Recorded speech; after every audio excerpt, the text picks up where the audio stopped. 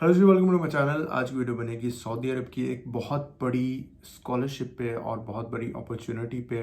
और ये अपॉर्चुनिटी बहुत कम देखने को मिलती है और इसमें एक ख़ास बात है जो कि कह लें कि एक बेनिफिट के साथ आपको एक बहुत बड़ा साथ बेनिफिट दिया जा रहा है। और इसमें आपने गौर से सुननी है, वीडियो एंड तक देखनी है, क्योंकि काफ़ी लोग जो होते हैं वो पूरी वीडियो नहीं देखते और बाद में क्वेश्चंस करना शुरू कर देते हैं। हालांकि वो सारी चीज़ें मैंने वीडियो में बताई होती हैं, तो इसको गौर से सुनना आपने। हम लोग आज बात करने जा रहे हैं किंग फहद यूनिवर्सिटी स्कॉलरशिप की, जो कि सऊदी अरब की एक टॉप रैंकिंग यूनिवर्सिटी में आती है। और इसकी फुली फंडेड स्कॉलरशिप जो है ना वो उन्होंने अनाउंस कर दी है। ये इसका सेकंड इनटेक है, दो इनटेक्स होते हैं, तो इसका सेकंड इनटेक जो है ना वो अभी चल रहा है। एक्चुअली ये फर्स्ट इनटेक होता है, सेकंड इनटेक जो होता है वो इसके बाद 6 मंथ्स बाद या कह लें कि जो फॉल के बाद जो ऑटम का सेमेस्टर आता है उसके अंदर होता है। फिलहाल ये अभी इन्होंने अक्टूबर में जो एडमिशन है वो स्टार्ट कर दिए। 28 अक्टूबर से ये स्टार्ट हुए हैं, यानी कि 2 दिन हुए हैं। 2 दिन पहले इन्होंने अपने एडमिशन स्टार्ट कर दिए हैं स्कॉलरशिप्स के लिए। और ये जो एडमिशन हैं ये मास्टर्स और पीएचडी के लिए। अच्छा, अब इसमें मैं आपको बता रहा हूँ, शुरू में मैंने वीडियो में बता दिया आपको कि इसमें एक बहुत बड़ी अपॉर्चुनिटी आ रही है जो कि बहुत कम देखने को मिलती है। स्कॉलरशिप तो सभी देते हैं, लेकिन एक चीज़ यहाँ पे है कि अगर आपने मास्टर्स करना है या पीएचडी करनी है तो आप ये दोनों काम एक साथ कर सकते हैं और एक ही स्कॉलरशिप में कर सकते हैं। अब इन्होंने क्या किया, इन्होंने मास्टर्स के लिए और पीएचडी के लिए अलग अलग तो एडमिशन्स ओपन किए हैं, लेकिन उन्होंने कहा कि अगर आपने बीएस किया हुआ है, आपने बीएस की डिग्री ली हुई है किसी भी रिलेटेड फील्ड के अंदर, अगर आपकी डिग्री बीएस की जो है वो किसी भी रिलेटेड फील्ड में है और आप उसी में आगे पीएचडी करना चाहते हैं बगैर मास्टर्स के, तो अब आपके लिए ये अपॉर्चुनिटी ले आई है किंग फहद यूनिवर्सिटी। अच्छा, अब यहाँ पे ड्यूरेशन जो है ना वो तकरीबन उतनी बनेगी, 3 साल पीएचडी के कम से कम होते हैं, उसके अलावा जो ना 2 साल मास्टर्स के होते हैं, तो टोटल 4 से 5 साल के अंदर आप पीएचडी कंप्लीट करेंगे। तो उन्होंने मर्ज कर दिया एक्चुअली, तो आपको वो पीएचडी की डिग्री डायरेक्टली मिलेगी बगैर मास्टर्स के। ठीक है, तो ये जो है ना उन्होंने उसमें बताया, और 5 साल आपको ये स्कॉलरशिप पे रखेंगे और आप यहाँ पे जाके स्टडीज़ भी कर सकते हैं, साथ काम भी कर सकते हैं, रिसर्च भी कर सकते हैं, ये सारे काम कर सकते हैं। अच्छा, ये उन्होंने ऑप्शन दिए, उन्होंने ज़रूरी नहीं रखा कि आपने ज़रूरी या लाजमी ये करना है कि आप मास्टर्स जो है ना वो पीएचडी के साथ ही कर लें। उन्होंने ऑप्शन रखी हुई है, रिकमेंडेड यही है उनकी तरफ से कि आप पीएचडी, डायरेक्टली पीएचडी, इसका नाम उन्होंने दिया है डायरेक्ट पीएचडी, तो डायरेक्ट पीएचडी के लिए अप्लाई करें, ये उनकी तरफ से रिकमेंडेड है। लेकिन अगर आप सिर्फ मास्टर्स करना चाहते हैं तब भी आप इस पर अप्लाई कर सकते हैं। तो ये तो कहानी हो गई, ये आपको फ़ायदा मिल गया अगर आप डायरेक्टली पीएचडी करना चाहते हैं, यानी कि बीएस करने के बाद अगले 5 साल में अपने आपके नाम के साथ डॉक्टर लिखना चाहते हैं, तो ये आपके पास एक बेस्ट अपॉर्चुनिटी आ जाती होती है। ठीक है, अच्छा, अब हम लोग बात करते हैं कि इसकी बाकी डिटेल्स जो हैं वो क्या है। तो फुली फंडेड स्कॉलरशिप है, हर चीज़ आपको दी जाएगी। बेनिफिट्स के बारे में बात करते हैं, लेकिन उससे पहले मैं आपको डेडलाइन के बारे में बता दूं। 2 दिन पहले ये स्कॉलरशिप स्टार्ट हुई है, आज मैं वीडियो रिकॉर्ड कर रहा हूँ इससे 2 दिन पहले। और जो आगे मतलब इसकी डेडलाइन है वो 12 दिसंबर 2024 है। तो 12 दिसंबर से पहले पहले आपने इसमें अप्लाई करना है। तकरीबन 1 महीना आपके पास है, 1 महीना या 1.5 महीना कह सकते हैं। तो ये आपके पास आप इस पर अप्लाई करेंगे। इसकी एक बहुत बड़ी कह लें कि बेनिफिट ये है कि आप किसी भी तरह की फ़ीस इसमें नहीं देंगे, इवन एप्लीकेशन फ़ीस भी नहीं है। अच्छा, मैंने कतर पे एक वीडियो बनाई थी, बल्कि 2 वीडियोस बनाई थी, कतर यूनिवर्सिटी की, हमाद बिन खलीफा यूनिवर्सिटी की स्कॉलरशिप पे। तो उसमें कुछ ऐसा था कि आप स्कॉलरशिप के लिए अप्लाई करने के लिए फ़ीस पे करते थे, और वो जो थी वो एप्लीकेशन फ़ीस कहलाती थी। और एप्लीकेशन फ़ीस जो थी वो तकरीबन पाकिस्तानी रुपीज़ में अगर कन्वर्ट करें तो वो 20 से 25 हज़ार रुपये बनती थी। लेकिन यहाँ पे ऐसा है कि आप बगैर किसी एप्लीकेशन फ़ीस के अप्लाई करेंगे, और एप्लीकेशन प्रोसेस इतना आसान है, इतना आसान है कि मतलब बिल्कुल कोई नॉन टेक्निकल बंदा भी है ना तो वो भी सिर्फ इन्फॉर्मेशन फिल करनी है और वो अप्लाई करनी है। ठीक है, अच्छा, अब इसमें आपने ना वीडियो को फॉलो करना है, जो जो मैं चीज़ें बता रहा हूँ, और सारा डिस्क्रिप्शन खोल लें, उसमें भी मैंने चीज़ें बताई हुई हैं, लिखी हुई हैं, तो उसमें भी आप लोग साथ साथ देख सकते हैं। कोई एप्लीकेशन फ़ीस नहीं है, बहुत सारे प्रोग्राम्स अवेलेबल हैं इसके अंदर। और साथ ही साथ अगर हम लोग बात करें तो दुनिया की बेस्ट यूनिवर्सिटीज़ की रैंकिंग में ही आती है। इसके अंदर ज़्यादातर जो मेनली प्रोग्राम्स पे फोकस किया जाता है वो इंजीनियरिंग के प्रोग्राम्स हैं, कंप्यूटर साइंस के प्रोग्राम्स हैं, इसी तरह अर्थ साइंस के हैं, बिजनेस के हैं, इस तरह के जो डिफरेंट प्रोग्राम्स हैं जो कि आपकी मेन फील्ड्स के होती हैं। बहुत सारे स्टूडेंट्स इसमें अप्लाई करते होते हैं, तो आपने देखना है जाके जिस भी प्रोग्राम के अंदर आप लोग अप्लाई करने जा रहे हैं तो वो भी आप लोगों ने साथ साथ देख लेना है। अच्छा, एप्लीकेशन प्रोसेस के बारे में मैं बताऊंगा। मैंने पूरा एप्लीकेशन प्रोसेस देखा है, एंड तक सबमिट करने तक मैंने सारा प्रोसेस देखा है, तो वो सारी चीज़ें मैं आपको साथ साथ बताता जाऊंगा। अच्छा, स्कॉलरशिप कवरेज की बात करें, बेनिफिट्स क्या क्या होने वाले हैं मास्टर्स या पीएचडी के प्रोग्राम्स पे अप्लाई करने वालों के लिए, तो सबसे पहले तो आपकी फुल ट्यूशन फीस जो है वो एग्जेम्प्ट कर दी जाएगी, यानी कि फुली ट्यूशन फीस जो है वो ये पे करेंगे, यानी कि यूनिवर्सिटी की स्कॉलरशिप की तरफ से पे की जाएगी। उसके बाद आपको आपके मंथली एक्सपेंसेस को कवर करने के लिए कुछ खास किस्म का स्टाइपेंड दिया जाएगा, जिसको मंथली स्टाइपेंड कहते होते हैं, ताकि आप अपनी जो है पढ़ाई पे फोकस रखें, ना कि आप लोग वहाँ पे कमाने पे फोकस रखें। और ये काफ़ी अच्छी अमाउंट होती है जो कि आपके मंथली एक्सपेंसेस को भी कवर करती है, और आपके पैसे बच भी जाते हैं जो कि शायद आप अपने घरों में भी बेच सकते हैं। लेकिन यही एक बहुत बड़ी बात होगी कि आपके मंथली एक्सपेंसेस भी वहाँ पे कवर हो रहे हों, तो ये भी बहुत एक बड़ी अपॉर्चुनिटी हो जाती है। उसके बाद अकोमोडेशन जो है वो बहुत ही अच्छी होती है, आउट क्लास होती है। मैं हमेशा जब भी सऊदी अरब पे वीडियो बनाता हूँ, सऊदी अरबियन यूनिवर्सिटी पे वीडियो बनाता हूँ, तो मैं इनकी अकोमोडेशन की हमेशा तारीफ़ करता हूँ, क्योंकि इनकी अकोमोडेशन बहुत ही अच्छी होती है। आम हॉस्टल्स की तरह नहीं होते हैं। हॉस्टल्स होते हैं ऑब्वियसली वो वही होते हैं, लेकिन ये आम नहीं होते। मतलब इसमें फर्नीचर जो होता है वो बहुत अच्छा होता है, आपका लिविंग प्लेस जो होती है वो बहुत अच्छी होती है, और साफ़ सुथरा माहौल होता है। कोई इसमें जो है ना वो इस तरह से नहीं होता कि बिल्कुल वो पुराने स्टूडेंट्स का आपको उठा के खंडरात में डाल दिया हुआ है, ऐसा कुछ नहीं होता। यूजली बहुत सारे लोग ये शिकायत करते हैं कि फ्री अकोमोडेशन का क्या फ़ायदा जब वहाँ पे एनवायरनमेंट अच्छा नहीं होता, तो इनका एनवायरनमेंट बहुत अच्छा होता है।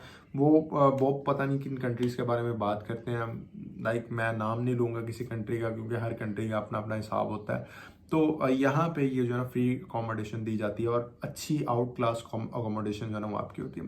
इसमें मेडिकल और डेंटल केयर भी आपकी की जाती है। आपका कोई भी मेडिकल इशू होता है या डेंटल इशू होता है तो वो भी आपको साथ ही साथ इसमें कवर अप किया जाता है। फ्री टेक्स्ट बुक्स दी जाती हैं रिसर्च के लिए या आपकी स्टडीज़ के लिए, जितनी भी टेक्स्ट बुक की ज़रूरत पड़ेगी वो सारी की सारी आपको ये देंगे। उसके बाद आपकी यूनिवर्सिटी कैफेटेरिया से आपको मील्स पे, खाने पे सब्सिडी दी जाएगी, यानी कि आपको डिस्काउंट्स दिए जाएंगे। आप खाना पीना वहाँ से सस्ते में खा सकते हैं। अगर आप बाहर से वो चीज़ें लेंगे तो आपको महंगी पड़ेंगी, और आप यूनिवर्सिटी के कैफेटेरिया से अगर खाएंगे तो वो आपको सस्ती पड़ेंगी, क्योंकि वहाँ पे आपको डिस्काउंट दिया जाएगा। इस स्कॉलरशिप के बेनिफिट्स में आता है। उसके बाद जो है ना बहुत सारे प्रोजेक्ट्स होते हैं यूनिवर्सिटी की तरफ से फंड किए जाते हैं, तो उसमें भी आपको दिया जाएगा। और इसकी सबसे बड़ी बात अब आने वाली है, जो कि एयरफेयर टिकट है, जो कि आपको रिटर्न टिकट मिलती है, यानी कि आप सऊदी से वापस अपने घर और अपने घर से वापस सऊदी जाना चाहते हैं तो वो भी आपको ईयरली टिकट दी जाती है। अब 5 साल आपने रहना तो ऐसा तो नहीं है 5 साल आप अपने कंट्री नहीं आएंगे। बहुत सारे इवेंट्स होते हैं जिसमें आपको आना पड़ता है, तो पर ईयर जो है ना वो आपको ये इनकी तरफ से दी जाएगी। हाँ, अपनी मर्जी से आप लोग आना चाहते हैं तो वो आप लोग अपने पैसों से आएंगे। तो ईयरली जो रिटर्न टिकट दी जाती है वो आपको इनकी तरफ से दी जाती है। उसके अलावा जो है ना छोटे छोटे बेनिफिट्स जो हैं यूनिवर्सिटीज़ की पॉलिसीज़ के अंदर उसमें उन्होंने डिस्कस किए हुए हैं। अच्छा, उसके बाद अगर हम लोग बात करें तो मेनली इनके 7 कॉलेजेस हैं जिनके अंदर डिफरेंट प्रोग्राम्स, कॉलेजेस का मतलब यहाँ पे डिपार्टमेंट्स हैं। तो 7 डिपार्टमेंट्स हैं, उनको नाम उन्होंने कॉलेज दिया है, जैसे college of computing and mathematics है, इसी तरह college of engineering and physics है। अच्छा, इस यूनिवर्सिटी का पूरा नाम king Faez university of petroleum and minerals है। तो ये इस तरह से है कि मतलब इसके ऊपर जो मेनली फोकस किया जाता है इंजीनियरिंग और इस तरह के प्रोग्राम्स भी किया जाता है, लेकिन ऐसा नहीं है कि आप बिजनेस नहीं कर सकते या आप लोग कंप्यूटर साइंस नहीं यहाँ पे पढ़ सकते। वो भी इनके कॉलेजेस हैं, डिपार्टमेंट्स हैं, तो यहाँ वहाँ पे उतना ही फोकस किया जाता है। अच्छा, अब उसके बाद अगर हम लोग एलिजिबिलिटी क्राइटेरिया के बारे में बात करें तो इसमें आपने 4 साल की डिग्री लाजमी की हो मास्टर्स के लिए। पीएचडी अगर आपने करनी है, खाली पीएचडी करनी है, डायरेक्ट पीएचडी नहीं, सिर्फ पीएचडी के लिए जाना है तो मास्टर्स आपका होना चाहिए। और अगर आप डायरेक्ट पीएचडी के लिए जा रहे हैं तो आपके पास 4 साल की बैचलर्स डिग्री आपके रेलिवेंट जो प्रोग्राम है उसके अंदर होनी चाहिए। उसके अलावा अगर हम लोग बात करें तो मिनिमम सीजीपीए कितना होना चाहिए, तो कम से कम अगर आप इस पे अप्लाई करना चाहते हैं तो आपका 3 सीजीपीए होना चाहिए, जो कि बहुत कम है। अगर हम लोग बाकी स्कॉलरशिप्स के साथ इसको कंपेयर करें तो ये जो है ना वो स्कॉलरशिप के लिए 3 है। अच्छा, अगर आप सिर्फ एडमिशन लेना आपने तो वो उसके लिए 2.5 जो है ना वो इनफ होता है।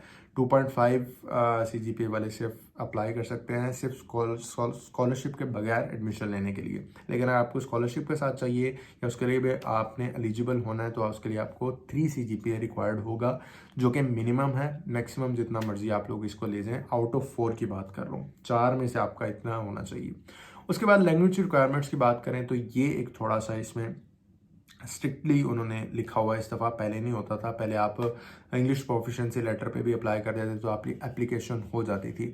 लेकिन उन्होंने कहा अब उन्होंने थोड़ी सी रिलैक्सेशन दी है। अगर आपने अभी तक आइल्स नहीं किया हुआ तो आपको कुछ टाइम पीरियड है, 1.5 महीना है, आप लोग 2-3 हफ्ते के अंदर तैयारी करें, अपना टेस्ट के लिए अप्लाई कर दें, 2-3 हफ्ते के अंदर तैयारी करें और उसके बाद टेस्ट दें और आपका रिजल्ट 1-2-3 दिन के अंदर आ जाता होता है। तो 12 दिसंबर से पहले पहले आपके पास 6.5 जो है ना वो आइल्स होना चाहिए। मिनिमम 6 भी कर सकते हैं, 6.5 वाले भी इस पर कर सकते हैं। ये जो है ना उन्होंने इसकी रिक्वायरमेंट रखी है और इस दफ़ा उन्होंने स्ट्रिक्टली लिखा हुआ है इस पर, क्योंकि पहले बगैर इसके भी अप्लाई कर देते थे। लेकिन अब आप इसको जो है ना वो उन्होंने इसको लाजमी इम्प्लीमेंट कर दिया। इसके ऑल्टरनेटिव आप लोग टॉफल या किसी भी तरह का इंग्लिश लैंग्वेज टेस्ट जो है ना वो भी आप लोग दे सकते हैं। जैसे डुओलिंगो का इंग्लिश टेस्ट होता है तो वो भी आप लोग इसमें लिख सकते हैं। उसके अलावा 2 रिकमेंडेशन लेटर्स रिक्वायर्ड होते हैं। अच्छा, लेटर्स ऑफ रिकमेंडेशन आप लोग अपने प्रोफेसर से डायरेक्टली एंटर करवाते हैं तो उनकी ईमेल आपके पास होनी चाहिए। अपने प्रोफेसर्स को आप लोग रिक्वेस्ट करेंगे, अपने जो भी आपके प्रीवियस टीचर थे उनको आप लोग रिक्वेस्ट करेंगे कि आप मेरे जो है ना वो रिकमेंडेशन के लिए इनको जो है ना वेरीफाई करें।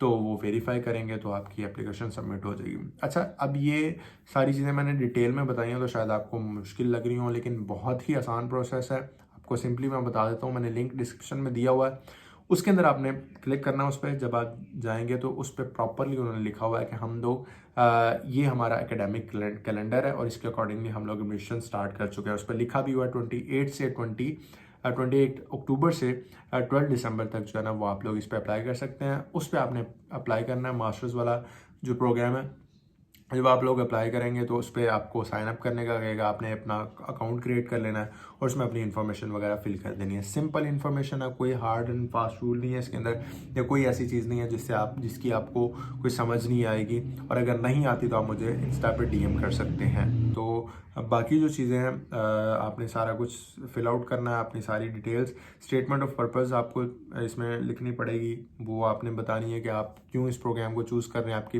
एजुकेशनल बैकग्राउंड से रिलेटेड क्यों है और आगे आप लोग इस पर क्या काम करने जा रहे हैं। तो आपने स्टेटमेंट ऑफ पर्पस के अंदर 1 पेज की लिखनी है, 1 पेज से ज़्यादा नहीं लिखनी है क्योंकि वो फिर उसको इग्नोर कर देते होते हैं। तो 1 पेज की लिखनी है। उसके बाद 2 रिकमेंडेशन लेटर्स आपके पास होने चाहिए एकेडमिक रेफरेंस के, ट्रांसक्रिप्ट होनी चाहिए आपकी प्रीवियस एजुकेशन की, आपके पास डिग्री होनी चाहिए, पासपोर्ट होना चाहिए आइडेंटिफिकेशन के तौर पे, और एप्लीकेशन फॉर्म जो कि आप लोग फिल कर रहे होंगे वो होनी चाहिए। CV अच्छी होनी चाहिए। एक अच्छी CV कैसे बनाते हैं मैंने उस पर वीडियो बनाई हुई है, आप मेरे चैनल पे जाके देख भी सकते हैं। अगर आपको नहीं मिलेगी तो आप मुझे कमेंट करके पूछ लें या फिर इंस्टा पे DM कर सकते हैं @digital.vic पे। और लास्टली बस इसके अंदर एक चीज़ आपने गौर से और जहन में रखनी है कि आइल्स आपको करना पड़ेगा इसके लिए, क्योंकि अगर आप आइल्स नहीं करते हैं तो ये आपकी एप्लीकेशन को कंसिडर नहीं करेंगे, ये उन्होंने लास्टली लिख दिया हुआ है। तो आपने जो एप्लीकेशन फ़ीस देनी थी ना इस दफ़ा, अब आप उसके लिए आइल्स कर लें। 2 साल के लिए आपका सारा जो है ना वो कह लेंगे एक तरह से एक डिग्री, एक डॉक्यूमेंट बन जाएगा जिसके ज़रिए आप लोग एप्लीकेशंस करते जाएंगे, अप्लाई करते जाएंगे और आपके एप्लीकेशंस साथ साथ सबमिट होते जाएंगी। तो मेनली जो काफ़ी लोगों का जो इस चीज़ पे होता है ना कि लाइक कहते हैं कि हमें डिफ़िकल्टीज हो रही हैं, या मेन जो रीज़न होता है जिससे वो स्टेप बैक कर जाते हैं वो ये होता है कि उन्होंने आइल्स नहीं किया होता। तो आइल्स पे वो कहते हैं कि हम लोग अप्लाई नहीं करेंगे।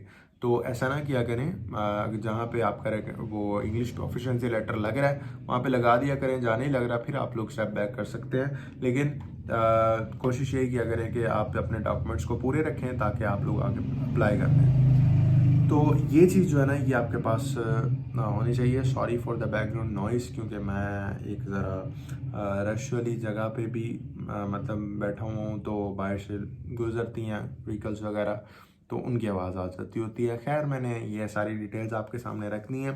किसी भी तरह की एप्लीकेशन फ़ीस नहीं पे करनी है आपने, सिर्फ़ और सिर्फ अपने डॉक्यूमेंट्स रेडी करने हैं और इस पे अप्लाई करना शुरू कर देना है। तो अप्लाई करें। किसी भी तरह की मतलब इन्फॉर्मेशन आपको चाहिए, कोई भी चीज़ समझ नहीं आती, मुझे इंस्टा पे DM कर सकते हैं @digital.work पे। मैं आपको ज़रूर इसके बारे में हेल्प करूँगा। और कोई चीज़ मेरे ज़हन में आती है तो मैं उसको इंस्टा पे शेयर कर देता होता हूँ, क्योंकि अक्सर चीज़ें मिस हो जाती होती हैं बात करते हुए।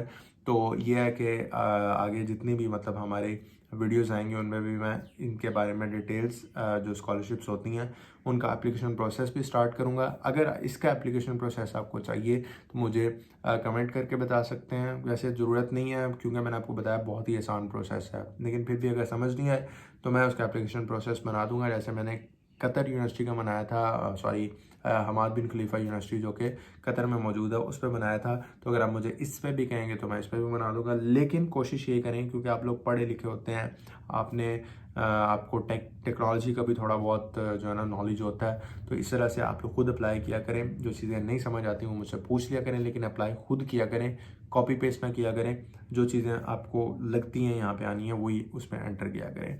तो ये सारी आज की बात थी हमारी king Fahad university of petroleum and minerals पे, और इसकी स्कॉलरशिप जो है ना वो उस पर आपने अप्लाई करना है। जो अप्लाई करता जाएगा वो भी कमेंट करके बता दें, और जिन्होंने नहीं किया उन्होंने क्यों नहीं किया वो भी कमेंट करके बताएं। हो सकता है मैं आपकी हेल्प कर सकूं, मुझे इंस्टा पे DM भी कर सकते हैं। तो मिलते हैं आपको फिर अगली वीडियो में, उतनी देर के लिए सी या।